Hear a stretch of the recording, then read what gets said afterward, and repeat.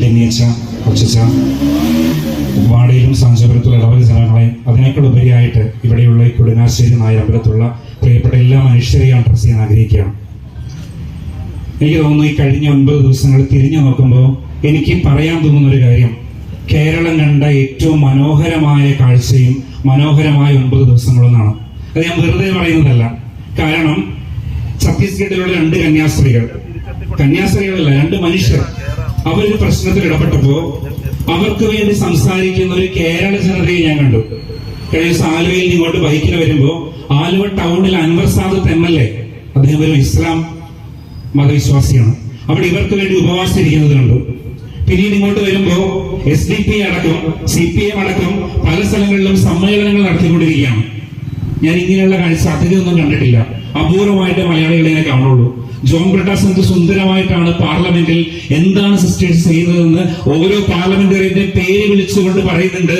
നിങ്ങൾ പഠിച്ചത് ഗവൺമെന്റ് സ്കൂളില്, എന്നിട്ട് നിങ്ങൾ ക്രിസ്ത്യാനിയായോ, നിങ്ങൾക്ക് ഇവിടെ ഹിന്ദു അല്ലേ എന്ന് ജോൺ ബ്രിട്ടാസ് മനോഹരമായിട്ട് പറയുന്നുണ്ട്. സ്വന്തം സഹോദരനെ പോലെ ചേർത്ത് പിടിക്കുന്ന റോജി M. ജോണിനെ ഛത്തീസ്ഗഡിന്റെ ജയിലിന്റെ മുമ്പിൽ നമ്മൾ കണ്ടു.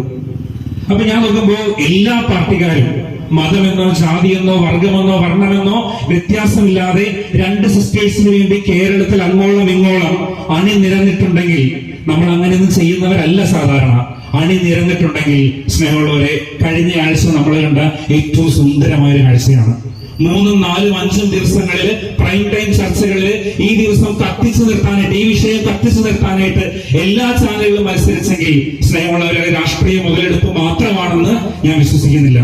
എവിടെയൊക്കെ നന്മയുണ്ട്, എവിടെയൊക്കെ സ്നേഹമുണ്ട്, എവിടെയൊക്കെ നീതി പുലരണമെന്ന് ആഗ്രഹിക്കുന്ന ഒരു നല്ല കേരള സമൂഹം ഇന്നും ബാക്കിയുണ്ട് എന്നൊരു നല്ല ചേതോഹരമായ കാഴ്ചയാണ് എനിക്കിപ്പോഴും മനസ്സിലേക്ക് ഓർമ്മ വരുന്നത്. ഈ ചേതോഹരമായ കാഴ്ച കണ്ടതിന് ശേഷം ഞാൻ കണ്ട മറ്റു ചില കാഴ്ചകളും കൂടി പങ്കുവെച്ചിട്ട് ഈ പ്രസംഗം ഞാൻ അവസാനിപ്പിക്കാമെന്ന് വിചാരിക്കുകയാണ്. അതിനു മുമ്പ് കുറച്ച് വാക്കുകൾ മാത്രം നിങ്ങളോട് പറയാം. ആ വാക്ക് പറയുമ്പോൾ നിങ്ങളുടെ മനസ്സിലേക്ക് ഉണ്ടാകുന്ന വികാരം എന്താണ്? അത് ചിരിയാണോ, കരച്ചിലാണോ, വിഷമമാണോ എന്ന് എനിക്കറിയില്ല. ഏതാനും കുറച്ച് വാക്കുകൾ ഞാൻ പെറുക്കി തരാം. ആ വാക്കുകൾ കേൾക്കുമ്പോൾ എന്ത് മനസ്സിലേക്ക് വരുന്നു നിങ്ങൾ ചിന്തിച്ചാൽ മതി. വാക്ക് നമ്പർ 1 കേക്ക്, നമ്പർ 2 സ്വർണ്ണ കിരീടം, 3 കുരുത്തോല വാഴക്കുല, 4 തൃശൂർ, ഒരു പേര് സുരേഷ് ഗോപി. സ്നേഹം, ഈ വാക്കുകൾ മാത്രം മതി.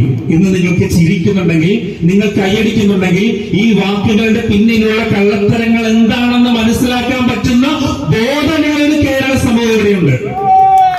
അതിനെയും ബാക്കിയുണ്ടെന്നുള്ളതാണ് ഏക പ്രതീക്ഷ. സ്നേഹമുള്ളവരെ, കഴിഞ്ഞ ദിവസം ഒരു വിപ്ലവ മണ്ണിൽ ഒരു വലിയ സംഗമം നടക്കുകയാണ്, ഒരു പ്രതിഷേധ സംഗമം നടക്കുകയാണ്. ആ സംഗമത്തിൽ ഏറ്റവും മനോഹരമായി പ്രസംഗിക്കുന്ന ഒരു പിതാവിനെ ഞാൻ കണ്ടു. മല പോലെ വന്നു നിൽക്കുന്ന ഒരു പിതാവ്. അദ്ദേഹത്തിന്റെ വീറും വാശിയും അദ്ദേഹം പറഞ്ഞ വാക്കുകളും കേട്ടപ്പോ എനിക്ക് പഴയ സിനിമയുടെ ഓർമ്മ വന്നു. ഞാൻ കണ്ടടോ എന്റെ പഴയ വിപ്ലവ വൈദികനെ. തീർച്ചയായിട്ടും പണ്ട് അങ്ങോളം ഇങ്ങോളം തെരുവുകളിൽ പേടി സ്വപ്നമായിരുന്ന, ഒന്നിനെയും പേടിക്കാതെ സത്യത്തിന് വേണ്ടി ശബ്ദിച്ചിരുന്ന, വിപ്ലവ സൂര്യനെ പോലെ പ്രസംഗിച്ചിരുന്ന ഒരു വൈദികനെ ഞാൻ കണ്ടടോ ആ വേദിയില്. അദ്ദേഹം എഴുന്നേറ്റ് നന്ന് പറഞ്ഞൊരു വാക്കുണ്ട്. ആ മണ്ണിൽ, ആ വിപ്ലവത്തിന്റെ മണ്ണിൽ നിന്ന് എല്ലാവരും കൈയടിച്ച് വാക്കിയതാണ്. അദ്ദേഹം പറഞ്ഞു, ഇരയുടെ കൂടെ നടക്കുകയും വേട്ടക്കാരന്റെ കൂടെ വേട്ടയാടുകയും ചെയ്യുന്നവരോട് ഇനിയില്ല ചങ്ങാത്തം. ശ്രദ്ധിക്കണം നിങ്ങൾ, ഇരയുടെ കൂടെ നടക്കുകയും വേട്ടക്കാരനൊപ്പം വേട്ടയാടുകയും ചെയ്യുന്നവരോട് ഇനിയില്ല ചങ്ങാത്തം എന്ന് മനസ്സിലാക്കാനുള്ള ബോധം ഞങ്ങൾ ക്രിസ്ത്യാനികൾക്കുണ്ട് എന്ന് ആ വന്യനായ പിതാവ് പറഞ്ഞപ്പോ അക്ഷരാർത്ഥത്തിൽ എനിക്ക് കോരിത്തേക്ക് വന്നു. ഞാൻ കൈയടിച്ചു. ആ പഴയ വിപ്ലവ വൈദികനെ ഞാൻ വീണ്ടും കണ്ടല്ലോ എന്നോർത്ത് ചാരിതാർത്ഥ്യം വന്നു. അദ്ദേഹം ഇറങ്ങി പോകുന്ന സമയത്ത് ഭാഗ്യവശാൽ ആ കാറിന്റെ അടുത്ത് നിൽക്കാൻ പറ്റി. ഞാൻ നേരെ ചെന്നിട്ട് പിതാവിനോട് പറഞ്ഞു, പിതാവേ, ഈ പറഞ്ഞ വാക്കുകൾ, പിതാവ് ഇപ്പൊ പറഞ്ഞ സെന്റൻസ് ഉണ്ടല്ലോ, ആ സെന്റൻസ് പിതാവ് ബോധത്തോടെ പറഞ്ഞതാണെങ്കിൽ അന്നത്തെ ആ 300 രൂപ റബ്ബറിന്റെ പ്രശ്നമുണ്ടല്ലോ, അതിന്റെ ക്ഷീണം ഈ പ്രശ്നം കൊണ്ട് മാറും എന്ന് ഞാൻ പറഞ്ഞു. ഇത് പറഞ്ഞിട്ട് 2 ദിവസമേ പിന്നിട്ടിട്ടുള്ളൂ. സ്നേഹമുള്ളവരെ, വെറും 2 ദിവസമേ പിന്നിട്ടിട്ടുള്ളൂ. കേരളം കണ്ട ഏറ്റവും അശ്ലീലം എന്ന് പറയാവുന്ന ഒരു കാഴ്ച ഇന്നലെ ഞാൻ കണ്ട TV വാർത്തയാണ്. ആ വാർത്ത എങ്ങനെയാണ്? ആ ബിഷപ്പ് കന്യാസ്ത്രീകൾ മോചിപ്പിക്കപ്പെട്ടവർക്ക് അതിന് ജാമ്യം കിട്ടിയതിനെ ഓർത്ത് നന്ദി പറയുന്നു. പറയുന്നു. ആർക്ക്? നേരിട്ട് ഇടപെട്ട അമിത്ഷാക്ക് നന്ദി. ഇതിനുവേണ്ടി കൈകൾ കോർത്ത കേന്ദ്ര നേതൃത്വത്തിന് നന്ദി. സ്നേഹമുള്ളവരെ, കേരളത്തിൽ അങ്ങോളം ഇങ്ങോളം മതമോ ജാതിയോ പാർട്ടിയോ നോക്കാതെ എത്ര മനുഷ്യർ ഈ വിഷയത്തിന് വേണ്ടി അണിനിരുന്നു. വേണ്ട, അവർക്ക് ഒരു വാക്ക് നന്ദി പറയണ്ട. പക്ഷെ ഈ ഒരു വാക്ക് അവിടെ പറയാതിരിക്കാമായിരുന്നു. ഈ ഒരു വാക്ക് അവിടെ പറയാതിരിക്കാമായിരുന്നു. ഒരുപക്ഷെ കേരളം കണ്ട ഒരു രാഷ്ട്രീയ അശ്ലീലം എന്ന് വേണമെങ്കിൽ പറയാം. കഴിഞ്ഞ ദിവസം പുഴുപ്പള്ളിയിൽ സമരം നടക്കുമ്പോൾ, ഇതുപോലൊരു പരിപാടി നടക്കുമ്പോൾ അമ്മച്ചിമാരെ വന്നുകൊണ്ടിരിക്കുകയാണ്. അപ്പൊ ഞാൻ ഈ ഉടുപ്പിട്ട് നിൽക്കുന്നതുകൊണ്ട് ഒരു അമ്മച്ചിനോട് ചോദിച്ചു, എന്റെ അച്ഛ, ഇങ്ങനെ ഞാൻ ചോദിച്ചു, എന്റെ പൊന്നച്ഛ, നിങ്ങൾ ഈ പറഞ്ഞത് കേട്ടിട്ട് ഞങ്ങൾ ഈ കൊടയും വടിയും എടുത്ത് ഇത്രയും ദൂരം നടന്ന് ഈ ജാഥയ്ക്ക് പോണ സമയത്ത് ഇനി നിങ്ങളുടെ അരമയിൽ അവര് കേൾക്കുകൊണ്ട് വരുമ്പോ ഞങ്ങൾ ആരായി? ഞങ്ങൾ ശശിയായില്ലേ എന്ന് അമ്മ ചോദിച്ചപ്പോ എന്റെ നെഞ്ചിലൊരു കനലാണ്. ശരിയല്ലേ? കൂടെ നിൽക്കുന്ന വിശ്വാസികളെ വഞ്ചിക്കുന്ന പരിപാടിയല്ലേ കാണിക്കുന്നത്? സ്നേഹം നിറഞ്ഞവരെ, BJP നമുക്കറിയാം, സംഘപരിവാറിന് എനിക്കറിയാം, ബജ്രംഗദൾ നമുക്കറിയാം. അതുകൊണ്ട് അവരെന്ത് കാണിക്കുമെന്ന് ഞാൻ ഇനി പറയാൻ ആഗ്രഹിക്കുന്നില്ല. കാരണം അവരെന്താണ് ചെയ്യേണ്ടതെന്ന് അവർക്കറിയാം. അവർ ഫോളോ ചെയ്യുന്നത് മനുസ്മൃതിയാണ്, അല്ലെങ്കിൽ വിചാരധാരയാണ്. വിചാരധാരയിൽ ഒന്നാമത്തെ ശത്രു ആരാണ്?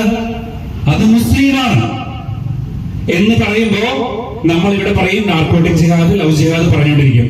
രണ്ടാമത് പറയുന്നത്, രണ്ടാമത്തെ ഞങ്ങളുടെ വർഗ ശത്രു അത് ക്രിസ്ത്യൻസ് ആണ്. മൂന്നാമത്തേത് മിഷണറിമാരാണ്. നാലാമത്തേത് കമ്മ്യൂണിസ്റ്റുകളാണ്. ഇത് കൃത്യമായി ബോധമുള്ളവരാണ് BJP, RSS, ബജറംഗദൾ പ്രവർത്തകര്. അതുകൊണ്ട് എനിക്ക് അവരോടൊന്നും പറയാനില്ല. എനിക്ക് പറയാൻ ഒറ്റ കാര്യമുള്ളൂ, പുറത്തു നിൽക്കുന്ന ശത്രുക്കളേക്കാൾ നമ്മളെ സങ്കടപ്പെടുത്തുന്നത് കൂടുതൽ ഒറ്റക്കൊടുക്കുന്ന ജൂദാസുമാരെയാണ്. പുറത്തു നിന്ന് നമ്മൾക്കിട്ട് പണി തരുന്ന ശത്രുക്കളേക്കാൾ നമ്മുടെ നെഞ്ച് പൊള്ളി പോകുന്നത്, ഞാൻ നേരത്തെ പറഞ്ഞ അമ്മച്ചമാരുടെ തേങ്ങ വരുന്നത് നമ്മുടെ കൂടെ നിന്ന് നമ്മളെ ഒറ്റക്കൊടുക്കുന്ന ഒറ്റുകാരെയാണ് പ്രിയപ്പെട്ടവരെ. അതുകൊണ്ട് സ്നേഹം നിറഞ്ഞവരെ, നമ്മൾക്ക് പ്രതിരോധിക്കേണ്ടത് രണ്ടുപേരെയാണ്, പുറത്തു നിന്നുള്ള ശത്രുക്കളെയും അകത്തു നിന്നുള്ള ഒറ്റുകാരെയും. ഇത്തരം ഗതികേടിലാണ് ഇന്ന് കേരള സഭ കൊണ്ടുപോയി നിൽക്കുന്നത്. അതുകൊണ്ട് ഞാൻ അവസാനിപ്പിക്കാൻ ദീർഘിപ്പിക്കുന്നില്ല. ക്രിസ്തു ഉപമകളിലൂടെയാണ് കഥ പറഞ്ഞത്. രണ്ട് കഥ മാത്രം പറഞ്ഞിട്ട് ഞാൻ അവസാനിപ്പിക്കാം. ഞങ്ങളാണ് ജാമ്യം കൊടുത്തത്, ഞങ്ങളാണ് ക്രൈസ്തവർ പറഞ്ഞത് കേട്ടിട്ട് ഇതിനു വേണ്ടി പ്രവർത്തിച്ചത് എന്ന് പറഞ്ഞ് ക്രെഡിറ്റ് അടിക്കുന്ന പരിപാടിയാണ് ഇന്നത്തെ ദിവസം മൊത്തം കണ്ടത്. കുമ്മനടി, അനൂപടി, ക്രെഡിറ്റ് അടി അല്ലെ? എന്തിനു വേദന ക്രെഡിറ്റ് അടി? നേരെ നിൽക്കുന്ന തോളത്ത് ചാഞ്ഞിരിക്കുന്ന തോളിന്റെ ഇടയിൽ കൂടി കഴിഞ്ഞിട്ട് ക്രെഡിറ്റ് അടി. ഇത് മൊത്തം ഇറക്കിക്കൊണ്ടുവന്നത് ഞങ്ങളാണെന്ന് പറയിപ്പിച്ചും ക്രെഡിറ്റ് അടി. സ്നേഹമുള്ളവർ, ഈ ക്രെഡിറ്റ് അടി നിൽക്കുന്ന സമയത്ത് രണ്ട് കഥ പറഞ്ഞിട്ട് ഞാൻ അവസാനിപ്പിച്ചോളാം. ഒന്നാമത്തെ കഥ അതൊരു സിനിമയാണ്. നിങ്ങൾ എല്ലാവരും കണ്ടിട്ടുള്ള വിയറ്റ്നാം കോളനി എന്ന് പറയുന്ന മോഹൻലാലിന്റെ സാമി എന്ന് പറയുന്ന കഥാപാത്രത്തെ അവതരിപ്പിച്ച വിയറ്റ്നാം കോളനി. ഇനി ഞാൻ കണക്ഷൻ ഒന്നും പറയില്ല, നിങ്ങൾ ചിന്തിച്ചാൽ മതി. ഈ വിയറ്റ്നാം കോളനിയില് അവിടെ വന്ന് കോളനിക്കാർക്കിടയിൽ പൈലിംഗ് നടത്തി കെട്ടിടം പണിയണമെന്ന് പറയുന്നത് സാമി മോഹൻലാല്. ഈ പൈലിംഗ് നിർത്തണമെന്ന് പറഞ്ഞ് സമരം ചെയ്യണമെന്ന് കോളനിക്കാർ ഇളക്കുന്നത് അതും മോഹൻലാല്. ഇത് കഴിഞ്ഞിട്ട് ജയിലിലേക്ക് പോകുന്നത് അതും മോഹൻലാല്. ഇത് കഴിഞ്ഞ് പുറത്തേക്ക് കൊണ്ടുവരുന്നത് അതും മോഹൻലാല്.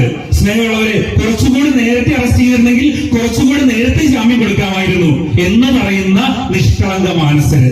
എന്താണ് നമ്മൾ പറയേണ്ടത്? സ്നേഹമുള്ളവരെ, കൊല്ലിക്കുന്നത് നീയെ ചാപ്പ, രക്ഷിക്കുന്നത് നീയെ, പുറത്തിറക്കുന്നത് നീയെ, തടിച്ചെടുക്കുന്നത് നീയെ. എന്തൊരു വൈരുദ്ധ്യമാണ്, എന്തൊരു ഐറണിയാണ് പ്രിയപ്പെട്ടവരെ. രണ്ടാമത്തെ ഒരു കഥ, അത് നിങ്ങളിൽ പലരും കണ്ടിട്ടില്ല. അവാർഡ് സിനിമയാണ്. ഓക്കെ, ഈ അവാർഡ് സിനിമ അടൂർ ഗോപാലകൃഷ്ണന്റെ വിധേയൻ എന്ന് പറയുന്ന സിനിമയാണ്. ഈ വിധേയനിൽ മമ്മൂട്ടി ഒരു വില്ലൻ പരിവേഷമുള്ള കഥാപാത്രമാണ്. നീചനായ, സ്ത്രീലമ്പടനായ, ആളുകളെ അധീശത്വത്തോടെ പിടിച്ചെടുക്കുന്ന ഭാസ്കര പട്ടേലർ എന്ന് പറയുന്ന കഥാപാത്രം. അയാൾക്ക് വിധേയപ്പെട്ട അയാളുടെ അടിമയാണ് തൊമ്മി. ഒരു ദിവസം തൊമ്മി വീട്ടിലേക്ക് കയറി വരുമ്പോ തന്റെ വീട്ടിൽ നിന്ന് ഇറങ്ങി വരുന്ന ഭാസ്കര പട്ടേലർ തന്റെ ഭാര്യയെ പീഡിപ്പിച്ചിട്ടാണെന്ന് തൊമ്മിക്ക് മനസ്സിലാവുന്നുണ്ട്. കാരണം അകത്ത് ഭാര്യ കിടന്ന് കരയുന്നുണ്ട്. ഭാസ്കര പട്ടേലർ പുറത്തേക്ക് ഇറങ്ങി വരുമ്പോ തൊമ്മി കാണുന്നുണ്ട് ഭാസ്കര പട്ടേലരെ. തൊമ്മി പറയുന്ന ഡയലോഗ് ഇതാണ്: പട്ടേലരുടെ സെന്റിന് എന്തു മണ, പട്ടേലരുടെ സെന്റിന് എന്തു മണ എന്ന് പറയുമ്പോ വിധേയത്വത്തിന്റെ അടിമത്തമാണ് കാണുന്നത്. ഇരയോടൊപ്പം നടക്കുന്നുവെന്ന് പറയുകയും ഇരയോടൊപ്പം പ്രസംഗിക്കുകയും പിറ്റേന്ന് വേട്ടക്കാരനോടൊപ്പം പത്രസമ്മേളനം നടത്തുകയും ചെയ്യുമ്പോ സ്നേഹമുള്ളവരെ, ഈ വിധേയത്വത്തിന്റെ അടിമത്തമാണ് നമ്മൾ കാണുന്നത്. ഈ സിസ്റ്റേഴ്സിനെ രക്ഷിച്ചത് BJP ഗവൺമെന്റ് നേരിട്ടാണെന്നും അമിത്ഷാ ഇടപെട്ടിട്ടാണെന്ന് പറയും. കള്ളന് എന്തിനുമാണ് എന്ന് പറയുന്ന ആരുടെയോ കഷ്ടത്തിൽ കൊണ്ടുപോയി തല വെച്ചു കൊടുത്തിട്ട് അവന് നൂരിപ്പോരാൻ പറ്റാത്ത സഭാ നേതൃത്വത്തിന്റെ അശ്ലീലമാണ് കാണുന്നത്. ഈ പ്രസംഗം പറഞ്ഞിട്ട് നാളെ എനിക്കെന്ത് സംഭവിക്കുമെന്ന് അറിയാൻ പാടില്ല. എങ്കിലും എനിക്കിത് പറയണമെന്ന് തോന്നുകയാണ്. സ്നേഹമുള്ളവരെ, വെളിവും ബോധമുള്ള ഒരു സമൂഹം ഇവിടെയുണ്ട്. ഇതൊക്കെ കാണുമ്പോൾ താർക്കിച്ചു തുപ്പുകയും ഇതിനെയൊക്കെ കാണുമ്പോൾ എതിർക്കുകയും ഇതൊക്കെ തെറ്റാണെന്ന് മനസ്സിലാക്കുകയും ചെയ്യുന്ന ക്രിസ്തുവിന്റെ പിന്മുറക്കാരായ ക്രൈസ്തവരുണ്ട്. എനിക്ക് അവരെയാണ് പ്രതീക്ഷ. ഏറ്റവും അവസാനിപ്പിക്കുകയാണ്.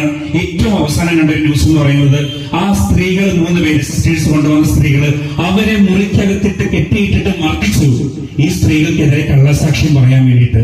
പക്ഷെ ആ 3 പെൺകുഞ്ഞുങ്ങളിൽ ഒരാൾ പോലും ഈ സിസ്റ്റേഴ്സിനെ ഒറ്റിക്കൊടുക്കുകയോ അവരെ ഞങ്ങളെ പീഡിപ്പിച്ചുവെന്നോ അവരെ ഞങ്ങളെ മതമാറ്റം നോക്കിയെന്നോ ഈ ശിക്ഷ ഭയന്നിട്ട് പോലും അതുങ്ങൾ പറഞ്ഞില്ല. എന്റെ സ്നേഹമുള്ളവരെ, ആ 3 ഭാഷ അറിയാത്ത പെൺകുഞ്ഞുങ്ങള് നമ്മുടെ ഈ പിതാക്കന്മാരെക്കാളും ഈ സഭാ നേതൃത്വത്തെക്കാളും എത്രയോ നല്ല ക്രിസ്ത്യാനികളാണ് എന്ന കാര്യം മാത്രം പറഞ്ഞുകൊണ്ട് ഞാൻ അവസാനിപ്പിക്കട്ടെ. നന്ദി, നമസ്കാരം.